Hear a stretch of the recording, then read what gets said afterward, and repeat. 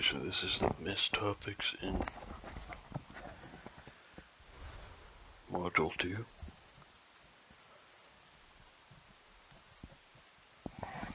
So the first missed topic is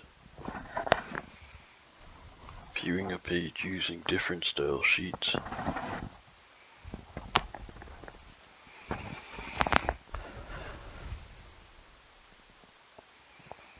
So it says that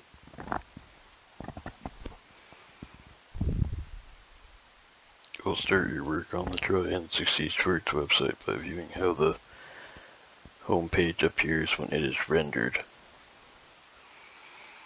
in the default styles of the style sheet built into your browser.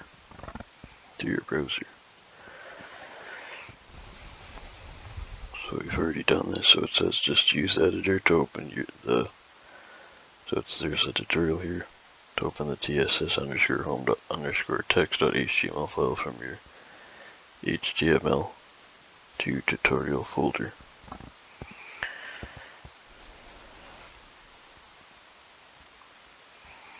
Update the comment, then scroll through the document, become familiar with its content and structure.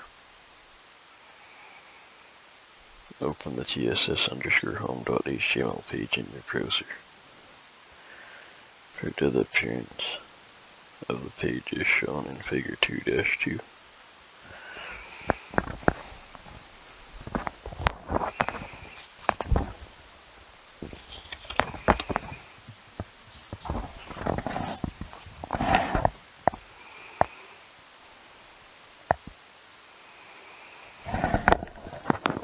So it says that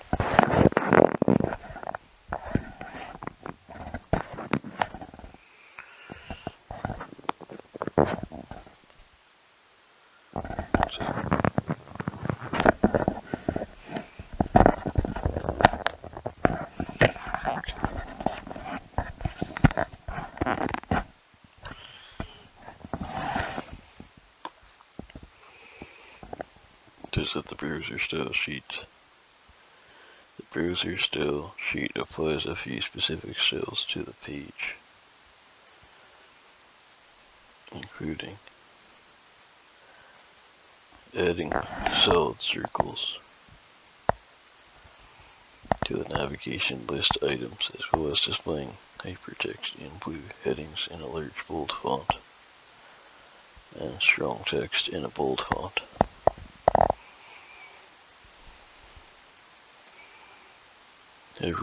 However, the page layout is difficult to read.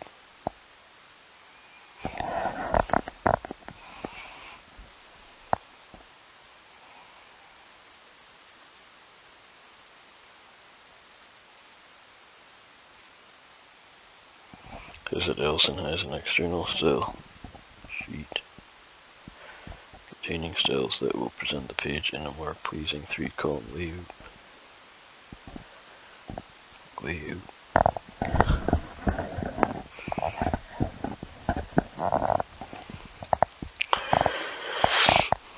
Link this page now to your style sheet file and then reload the document in your browser to view the impact on the page's appearance. Okay, so we've already done this part.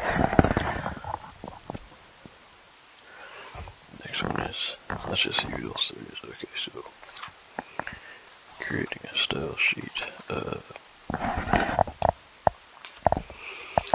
Problem is that so there's only a few missed. Well, there's more than a few missed topics, but this is a long chapter, so you might have to scroll through a lot of pages. So the next part is creating a style sheet. It says now that you've reviewed some history and concepts behind style sheets, you'll start creating your own.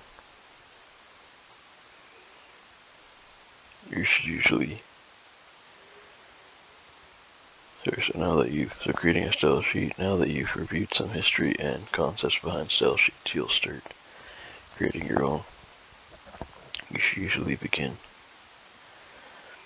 with your style sheets with comments that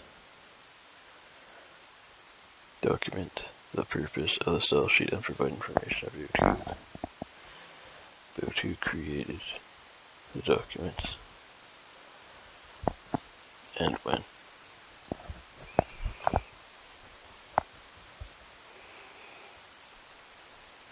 To writing style comments. Style sheet comments are entered as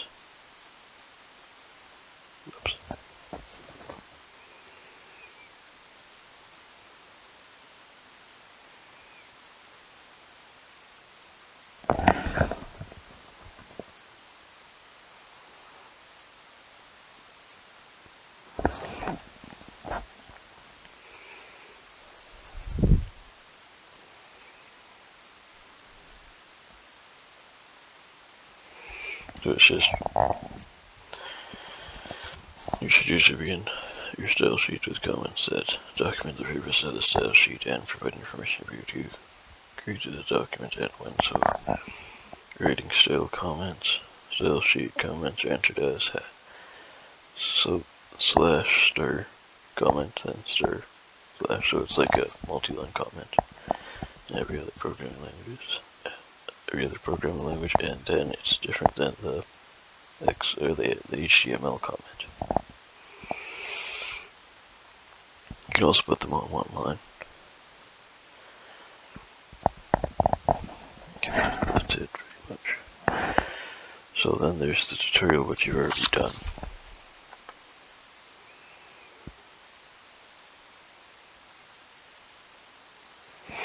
So now it's defining the character encoding. That's another missed topic.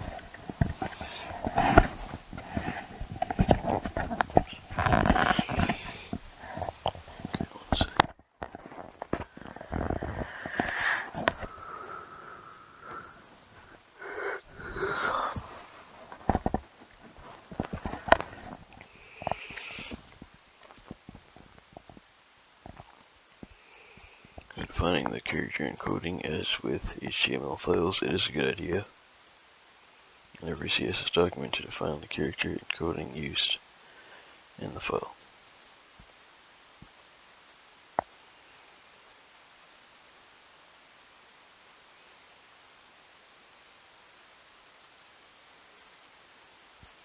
To CSS, you accomplish this by using the following @charset rule. So it's @charset space in quotations encoding in a string. I mean, then semicolon.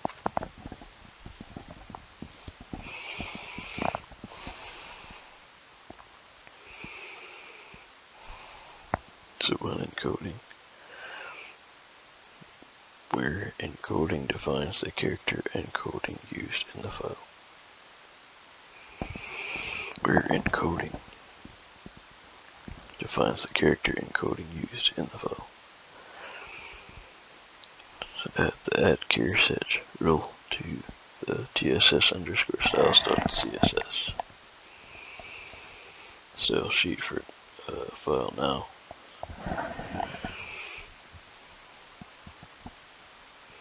Specifying that the UTF-8 character set is used in the CSS code.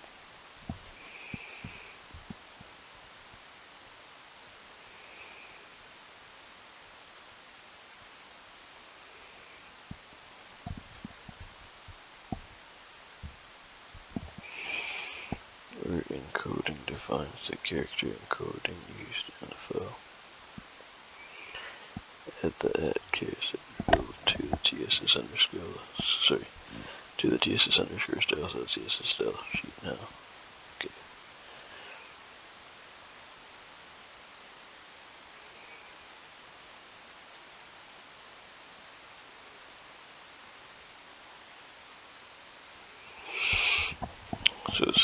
So this is in the tutorial, but I'm just going to say this line because they didn't really specify. It says directly above the initial comment section, insert the line @charset space string UTF-8 close string semicolon. That's it. this was defining a character encoding. Okay, so next one is color names.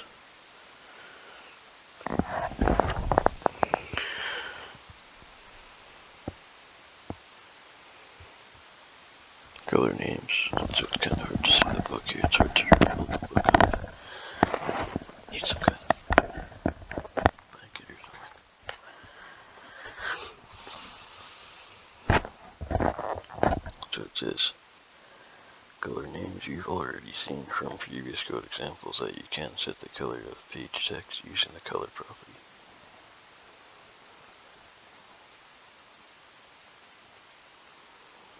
Along with a color name such as red, blue, or black. It says for its 147 color names covering common names such as red, green, yellow, to more exotic colors such as ivory, orange, crimson, khaki, and brown.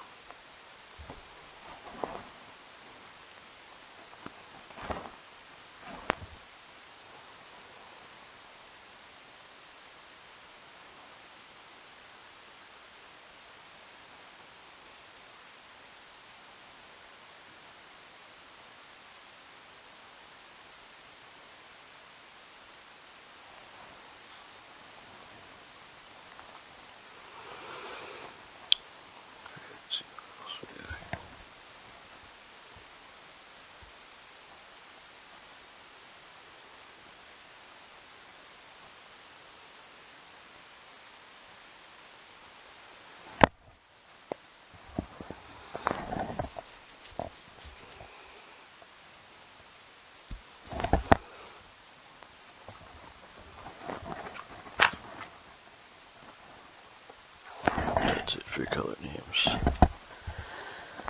Now next missed topic is exploring selector patterns.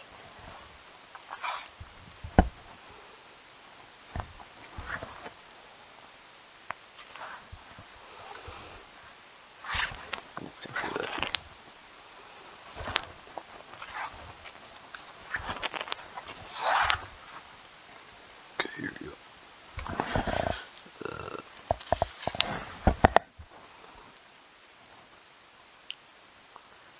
This is a long one, isn't it? Or is it? Fonts. Okay, we have a problem here. I need to bring up a page, but it might stop the recording.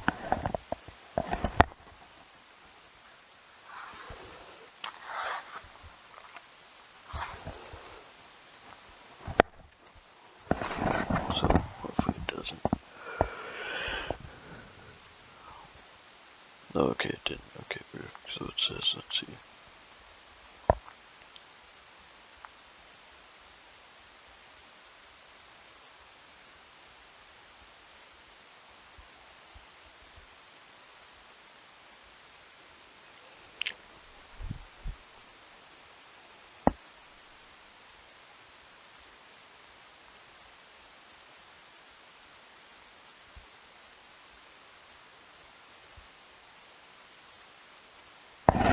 It's exploring selector patterns. Textual selectors. Okay, so contextual selectors is in here. Those attribute selectors. So exploring selector patterns is not.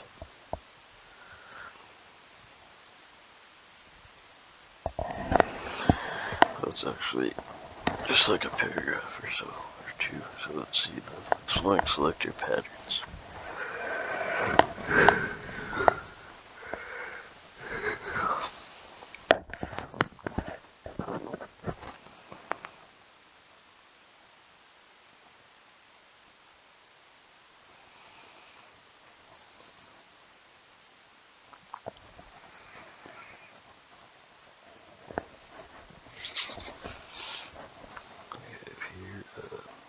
Also exploring selector patterns. The following stellar rule matches every H1 element in the HTML document regardless of the location of the H1 heading.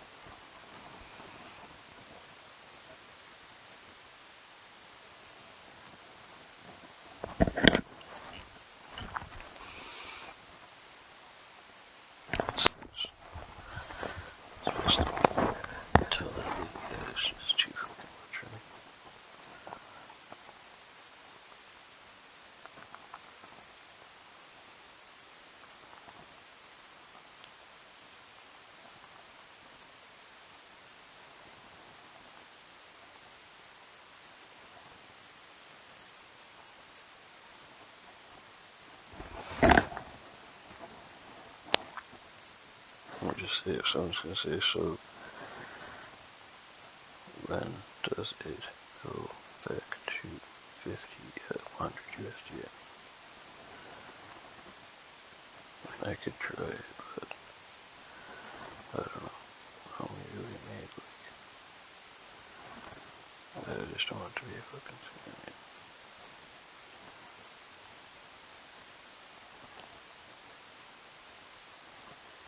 What is this one that goes back to 100 USD? Okay, so storing selector patterns or following stellar rule matches every each one element in the HCL document regardless. The following stellar rule matches every H1 element in the HCL document regardless of the location of H1 heading. So it says H1, open a block, color, colon, space, red, semicolon, close a block.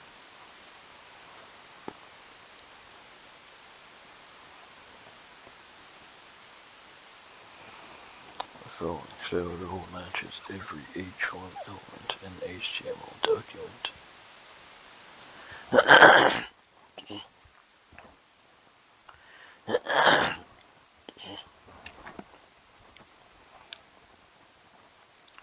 following stellar rule matches every H1 element.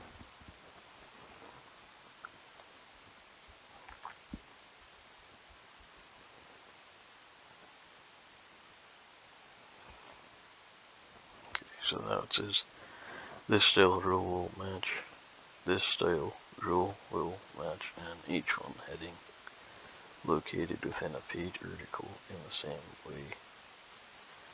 This style rule will match an H1 heading located within a page article in the same way it matches an H1 heading nested within an aside element, or the body header, or the body footer. This style rule matches an H1 heading located. This style rule matches an H1 heading located within a page article in the same way it matches H1 heading. Okay, so it doesn't matter where it is all they're saying. Often, however, you'll want your style rule to apply to specific elements, such as H1 headings found within articles but not anywhere else. To direct a style rule to specific elements, you'll use selector patterns to match only those page elements that correspond to a specified pattern. Okay.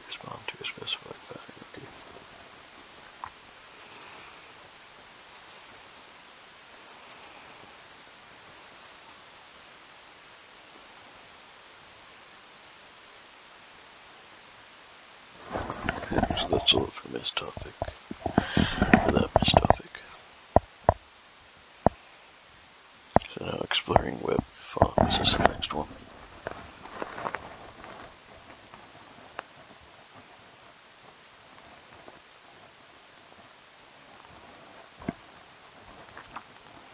Well, I was talking to this brother, but I think I made only 5 USD without the bonus.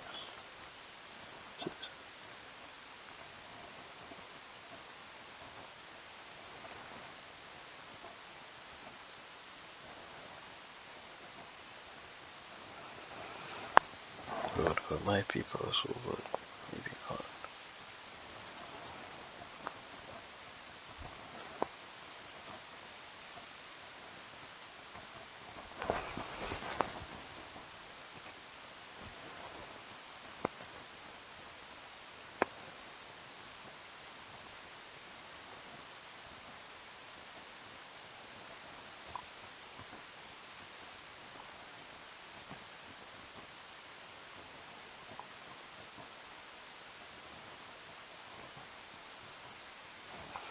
Don't look at this, so they won't reset it until.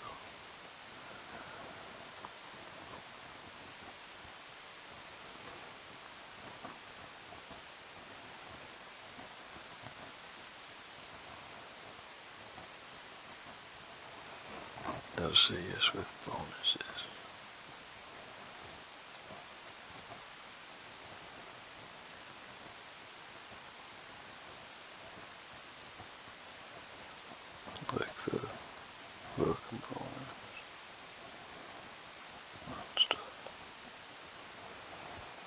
Okay, so anyways, let's go to this thing. We'll look at that after. So we have exploring web fonts. I don't know, I don't really trust these things, but it just seems weird, but I don't know. Just depends, really. Maybe they work, maybe they don't, right? Exploring web fonts.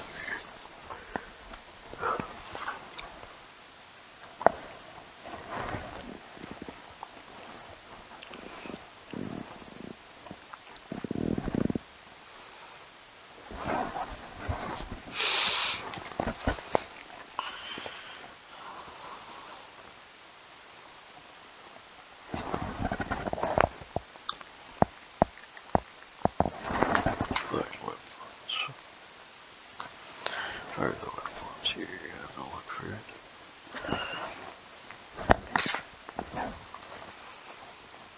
Working with fonts. Okay. Fine with fonts.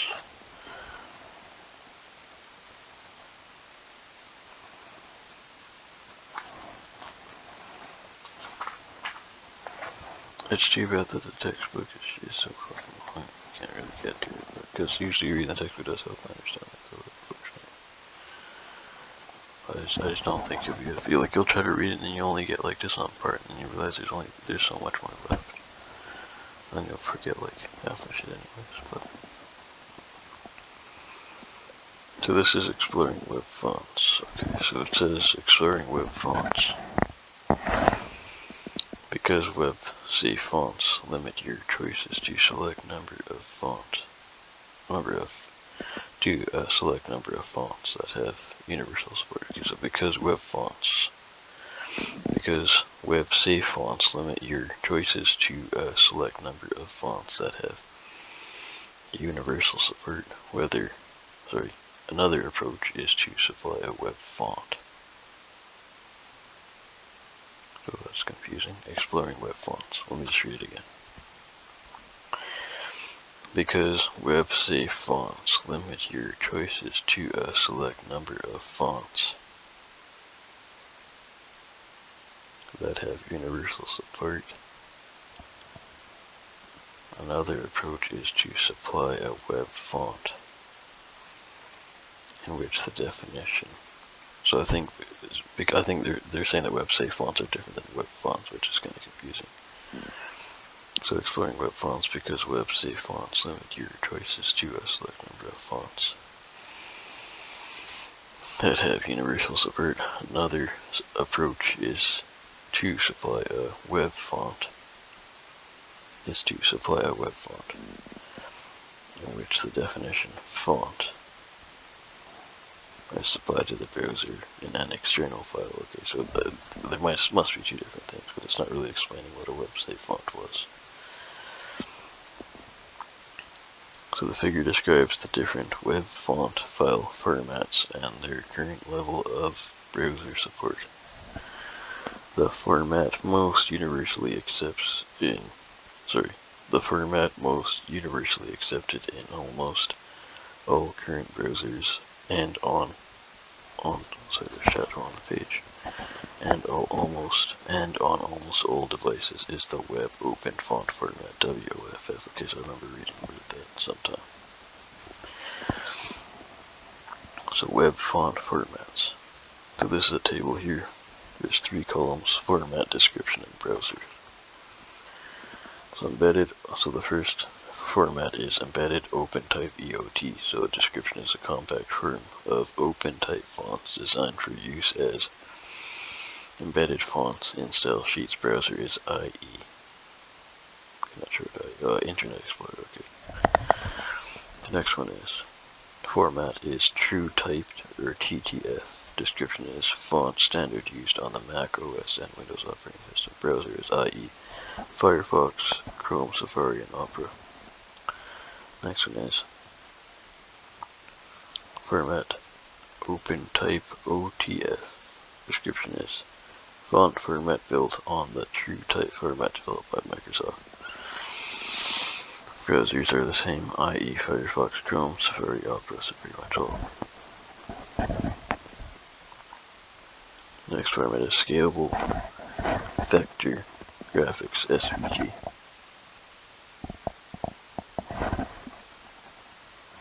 Description is font format based on an XML vocabulary designed to describe resizable graphics and vector images. Browser is Chrome and Safari. Next one is format. Web Open Font Format WOFF. Description is the W3C recommendation font format based on OpenType and TrueType with compensation and additional metadata. Browser is IE, Firefox, Chrome, Safari, Outlook.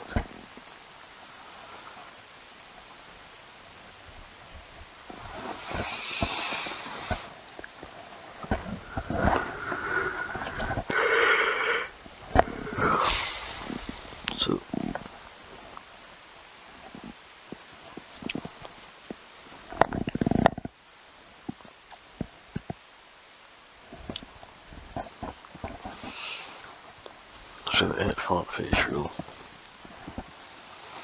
To access and load a web font, you add the following this is wrong. So the web font files can be downloaded from several sites on the internet. In many cases, you must pay for their use. In some cases, the fonts are free, but are licensed only for non-commercial use. You should always check the EULA end user license agreement before downloading and using a web font to make sure you are in compliance with the license. Finally, many web fonts are available through web font service bureaus that supply web fonts on their servers, which page designers can link to for a fee. The great advantage of a web font is that it gives the author more control over the fonts used in the document. The disadvantage is that it becomes another file for the browser to download, adding to the time required to render the page. This can be a huge issue with mobile devices, in which you want to limit the number and size of files downloaded by the browser. Okay.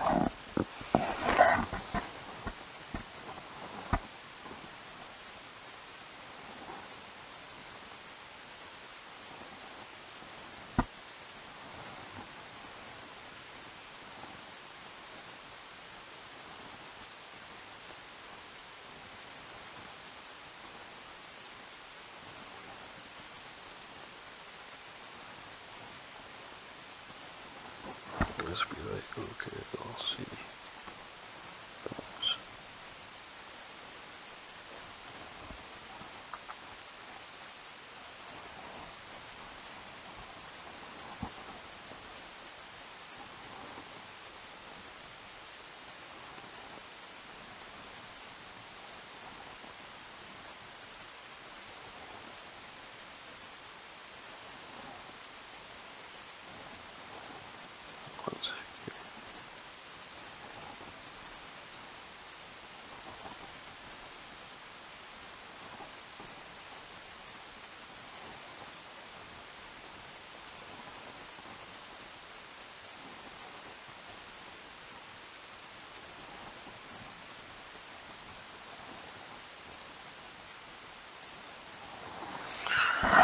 Okay, so the next one is choosing a list style type, for that is choosing a list style type.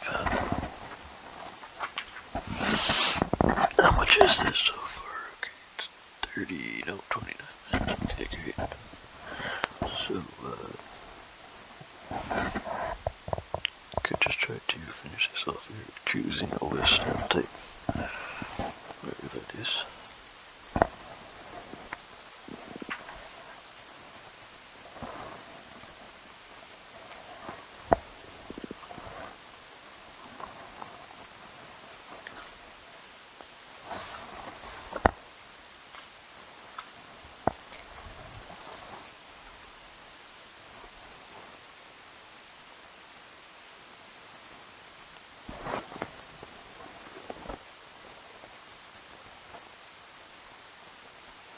Looking for the page 2.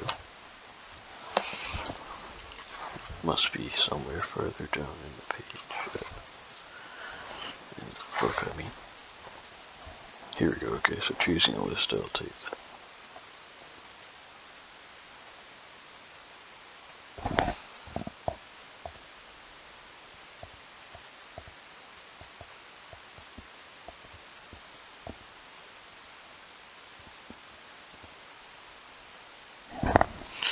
So choosing a list style type, the default browser style for unordered and ordered lists is to display each list item. So choosing a list style type.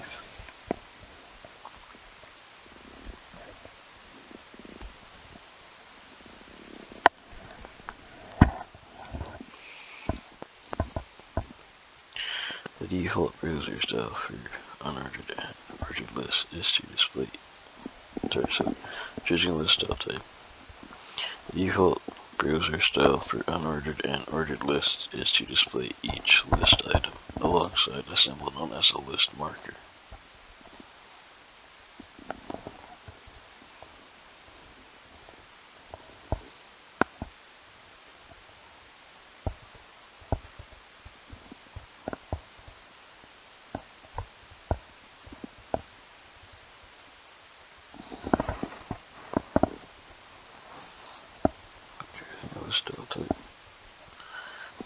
The default browser style for unordered and ordered lists is to display each list item alongside a symbol known as a list marker.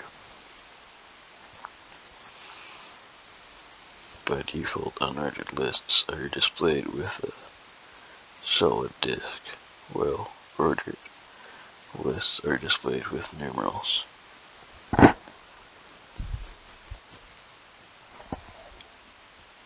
To change the type of list marker, or to prevent any display of a list marker, use the following list-style-type property. So list-style-type, colon space type semicolon, where type is one of the markers described. Figure 2-31.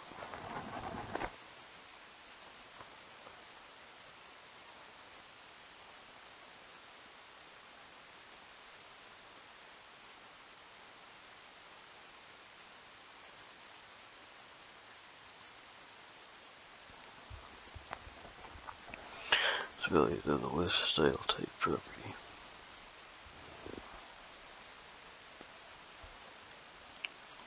So this is a table.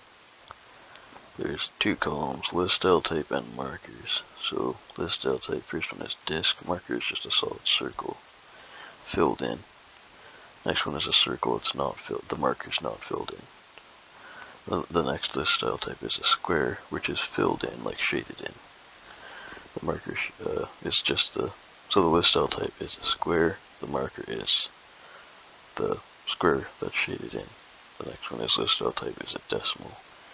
Marker is 1 dash, so 1, 2, 3, 4, ... So that's the marker. Decimal, so the next list style type is decimal leading 0. The marker is 01 dash 02 dash 03 dash 04. It's just like 0 and then the number. Or like 0 then whatever. Which would probably go to then like 10, then like 20 and all that. The next list style type is lower Roman,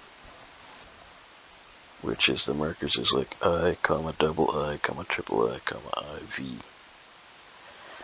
Next list style type is upper Roman, which is the same but just capital.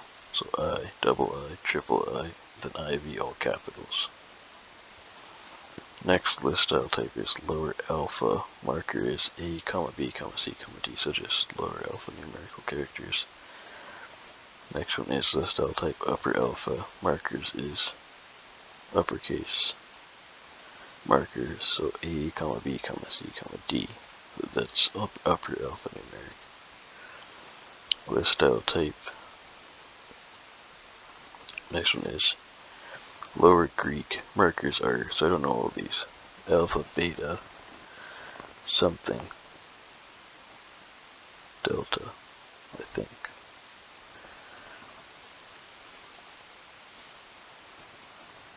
I don't know what the third one is.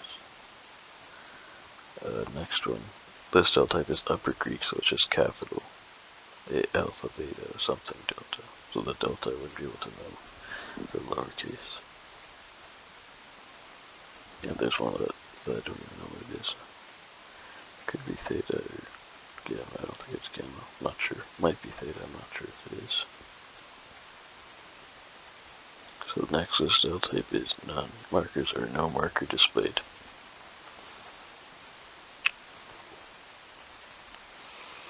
For example, the following style rule marks each item from an ordered list with an uppercase Roman numeral.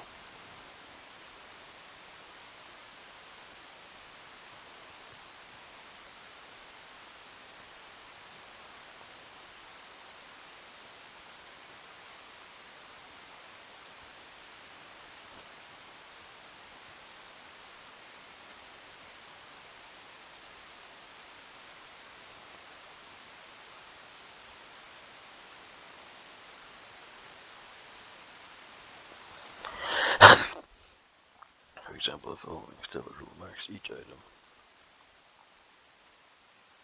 37, so it's like OL. Ordered list, I guess. So OL space, then in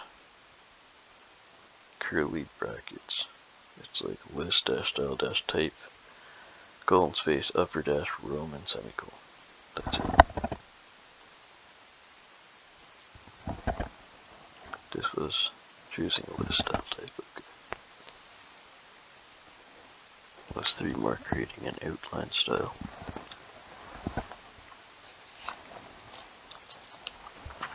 Creating an outline style. Looking for that.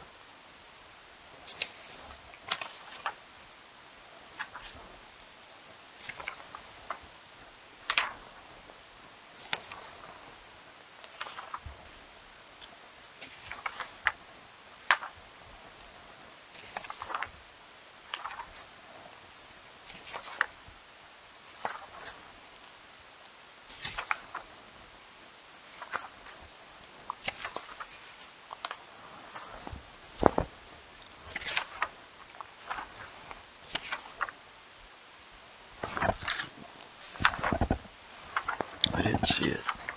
Must have missed it, so let me just go back here and see it. I'm sick as well.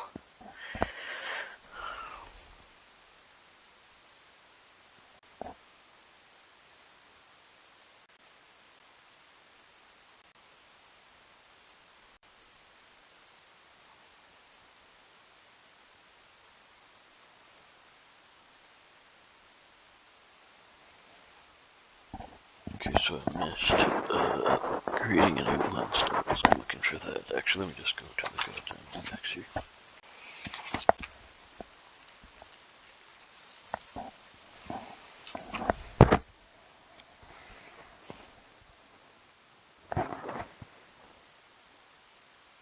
Okay, so it's right after I didn't see, so it's page 134.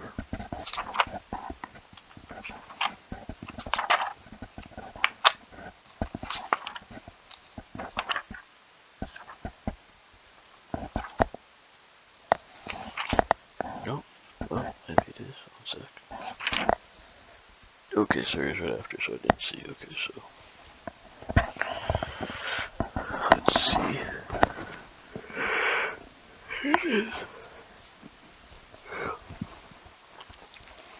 Nested lists can be displayed, so creating an outline style.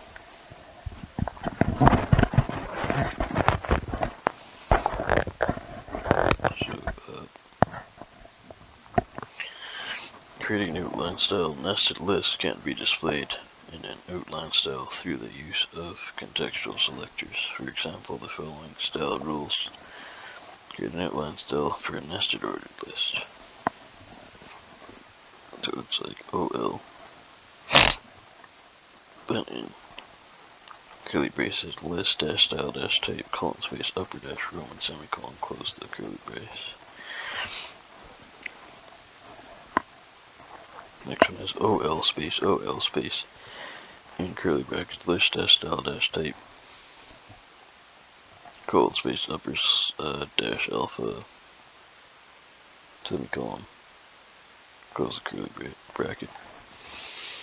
Next one is OL space, OL space, OL space, curly bracket list fat dash style dash type, colon space decimal semicolon, close the curly bracket.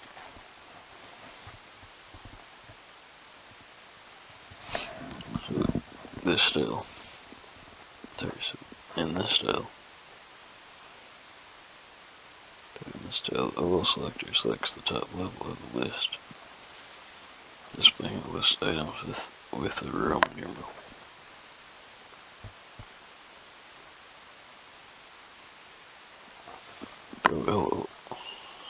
So the thing I was saying, in this style, the OL selector, so I think they're describing the first one that they showed, versus one OL, not two or not three, so just one. So the OL selector selects the top level of the list.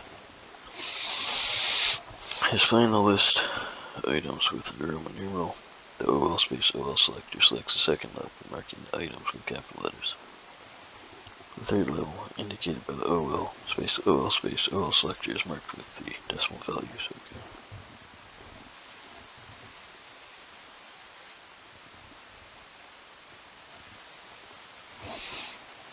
Yeah, I'm not sure why they have three different OLs, but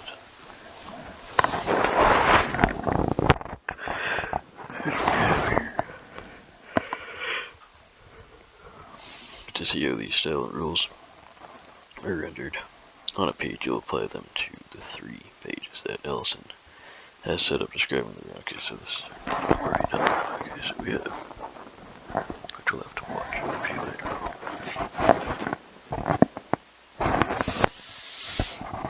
So setting the list marker position. That's the next part.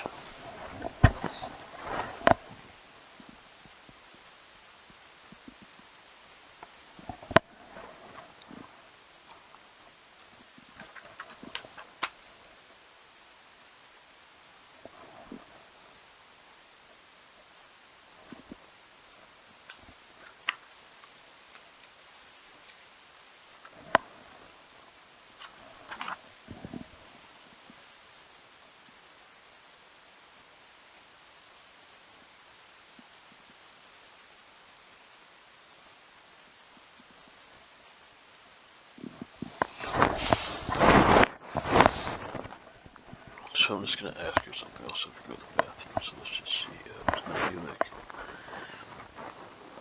why did I not need FTUS? That count to the first part.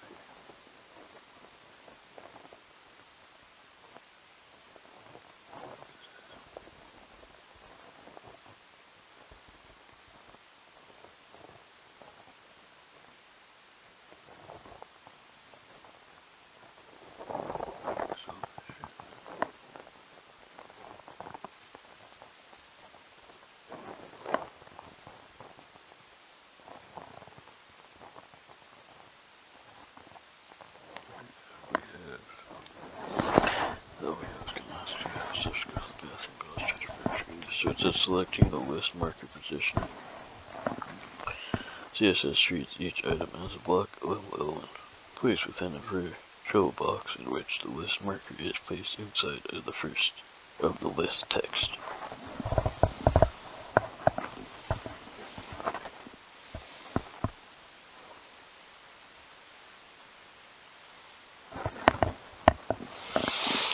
You can change this default behavior using the following list style dash position property. The list dash style dash position colon space position semicolon. The position is either outside the default or inside. Placed in the marker inside the virtual box causes this text to float around the marker. So this is all confusing shit that they don't really like unless you actually code it out, you won't need to really understand it. It says this figure shows how the list dash style dash position property affects the flow of the text around the bullet marker.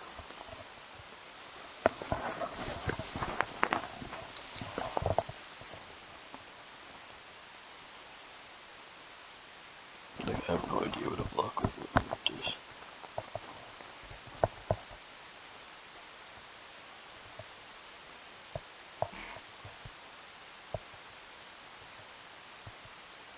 Okay, so now the next part, I'd say that all three of the list styles just discussed can be combined within the following shorthand list dash style property.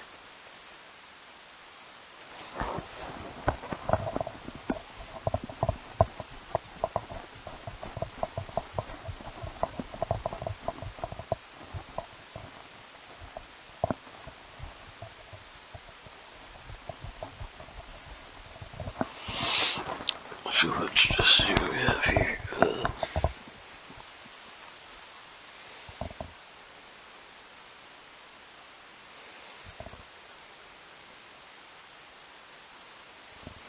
Three of the list styles just discussed and combined with the following shorthand list style property. List dash style, colon space, type dash, list dash style, colon space, type space, image space, position, semicolon. Where type is the marker type.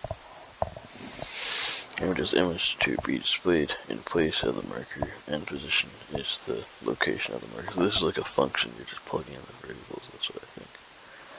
What they're asking. For example, if also that part's okay, I guess. The following style rule displays unordered lists.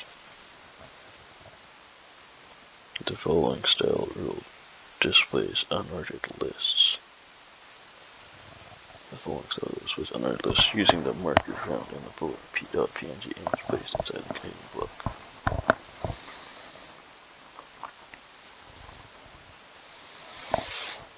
So you will space. Then in parentheses, in curly bracket, it says list dash styles, colon space, circle space, URL. Then in parentheses, bullet.png, close parentheses, space, inside, semicolon, close curly bracket. If a browser is unable to display the bullet.png image, it uses the default circle marker. Instead, you do not need to include all three style properties with the list style. Browsers will not set any property. You omit the default value. Let's note that there's a lot of empty space to the left of items in the navigation list. Now that the list markers have been removed, she wants you to move the navigation list into an empty space. To do this, you'll work with CSS styles for margin and padding space. I realize if you probably read that fast, like how, because if you read it in a recording, you can read fast because you can listen to it afterwards. You don't have to like try to sit there and understand it. When I actually read that way, it actually kind of made sense. So if you probably would have read that way, you probably could have read the whole book like that, but I mean, you've kind of lost some time doing that now, because you stopped your 10 pages a day thing. Tips before the Christmas break.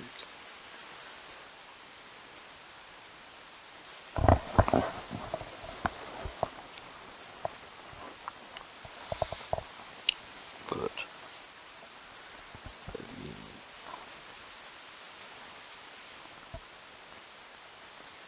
you could do that, but the thing is, a lot of it is just crap, though. Like, obviously not all of it is crap, but perhaps the note could help. So anyways, we'll just try it this way first.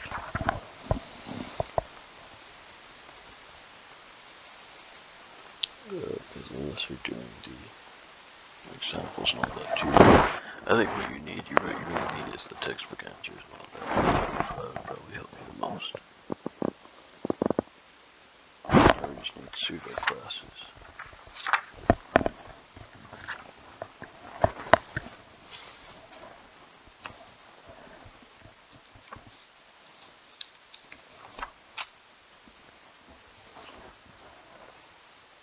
Okay, so pseudo classes. A pseudoclass is a classification of an element based on its current status, position, or use in a document. The style rule for the pseudoclass is introduced in the selector element colon pseudo dash class where element is an element from the document and pseudo class is the name of the CSS pseudo class. Pseudo classes are organized into structural and dynamic classes. The structural pseudo class classifies an element based on its location within the structure of the HTML document. Figure -2-43 lists the structural pseudo classes worded in CSS. I think I read that a lot faster by recording. So there's a lot of pseudo classes here.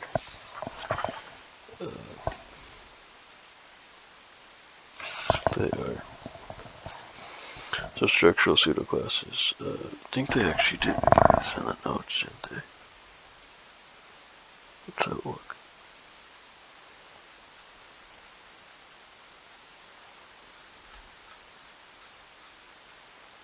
Maybe I will, but I thought I did see it.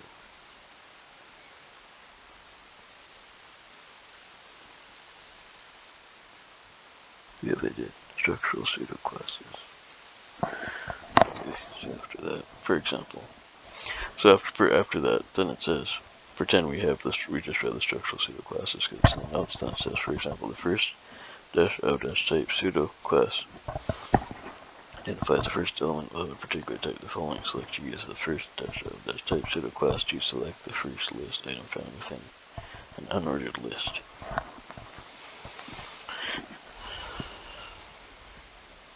So it says UL is greater than LI colon first -of-type.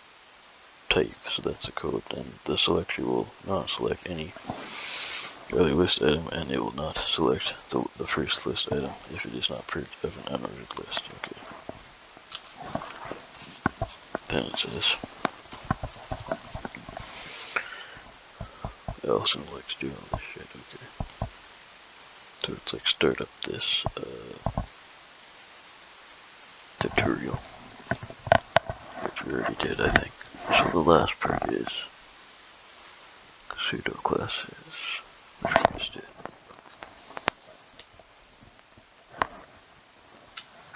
And that's it.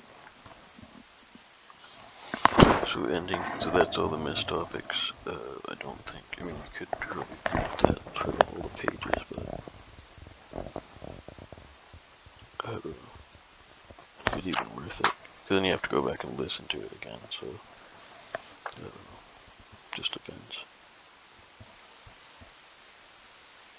We'll try doing it this with a new way, so we'll see if that works.